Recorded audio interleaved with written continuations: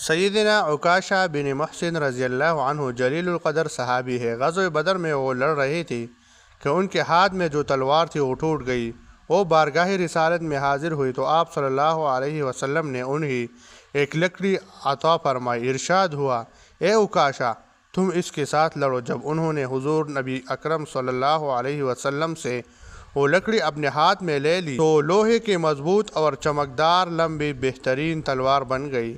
اس تلوار کے ساتھ وہ میدان جہاد میں جا کے خوب لڑی، یہاں تک اللہ تعالیٰ نے مسلمانوں کو فتح عطا فرما دی۔ اس تلوار کا نام عون تھا، وہ انہیں بہت عزیز تھی، ہر وقت اسے پاس رکھتی تھی۔ حضرت عکاشہ رضی اللہ عنہ ایک بار رسالتی مآب صلی اللہ علیہ وسلم کی خدمت میں حاضر تھی کہ آپ نے ارشاد فرمایا، میری امت میں سے 70,000 ایسے افراد جنت میں داخل ہوں گے جن کے چہرے 14ویں رات کے چاند کی طرح چمکتے ہوں گے۔ انہوں نے شدت طلب میں عرض کیا، آقا میرے لیے دعا فرما دے کہ اللہ مجھے ان میں شامل کر دے۔ آپ کی زبان اطہر سے یہ لفظ نکلی، انک منہم، بے شک تو بھی ان میں سے ہوگا۔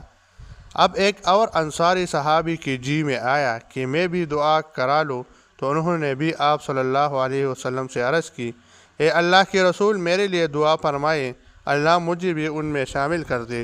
رسالت مآب صلی اللہ علیہ وسلم نے ارشاد فرمایا، عکاشہ تم سے سبقت لے گیا اور دعا اب پوری ہو چکی۔